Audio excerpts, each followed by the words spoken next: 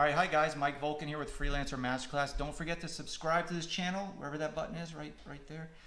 Anyway, this video is brought to you by our sponsor, Cover.ai, who provides paid time off for gig workers, sick leave, 24/7 health benefits, legal help.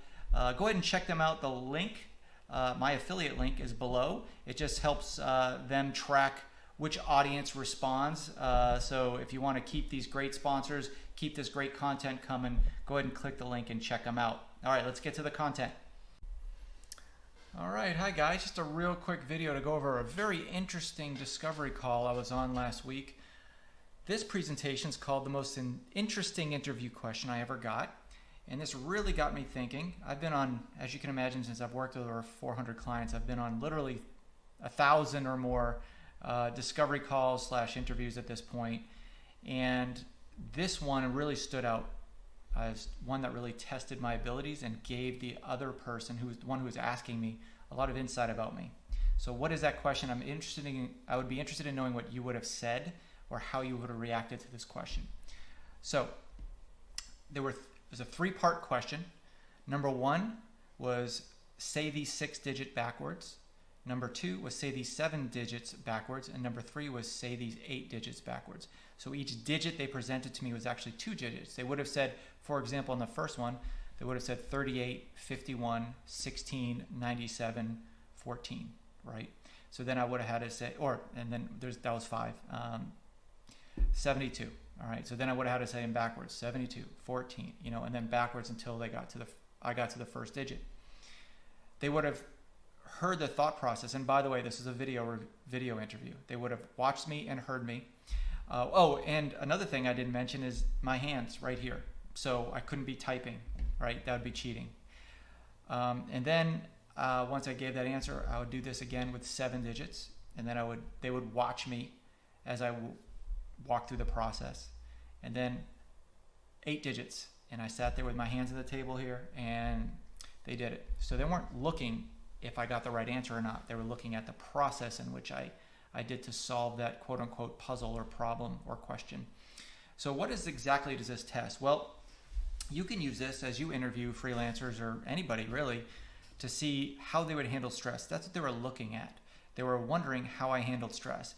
And then they wanted to know how I worked through that problem, how I attacked a problem where something was given to me on the fly and then I had to organize and present it back to them in a certain timeline. They didn't give me a time frame, but obviously this isn't something where I'd be like, okay, I'll see you in a half an hour. This is something that had to be done on the fly. So this is what the interviewer told me. Some people got very frustrated. In fact, some people even hung up. Some people took multiple iterations. And it didn't so much matter if they got it wrong, although that did factor into their decision. Like if you got every number wrong except for the last one they just said, like if the string of numbers ended at 17 and all you could say back was 17, that would tell you a little bit about your attention to detail and listening skills. But I mean, if you got 4 of them right, 5 of them right, 6 of them right, that doesn't so much matter. I mean, it's good, but it doesn't make you any worse of a candidate between 4 and 6 digits. But what they're really looking for is the process. So there's really no process for the first question of the 6 digits, but there was a process. By the time you got to the 7th digit, the second question, the 7-digit question, you should have a way of developing that feedback based on what you just answered. So what I did was I told them after the 6 questions, I asked them, do you mind if I close my eyes because it's easier that way? And they said, sure.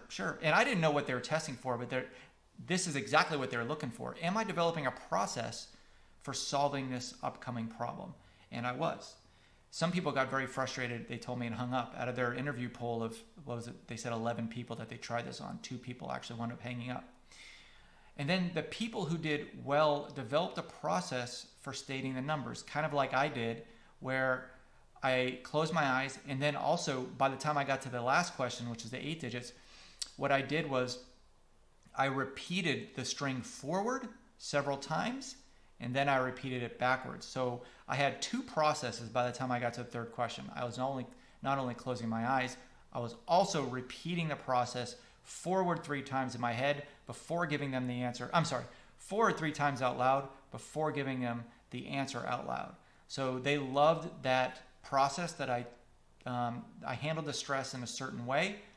I organized it. And then I told them at the end, I thought that was a really fun and interesting question. They liked that as well. Again, at that time, I didn't know they were testing for these things, but they liked that I went through that process. So if you are encountering a question like that, just know what they are testing, and maybe even practice a little bit yourself with what you would have done with a question like that. Okay, good luck.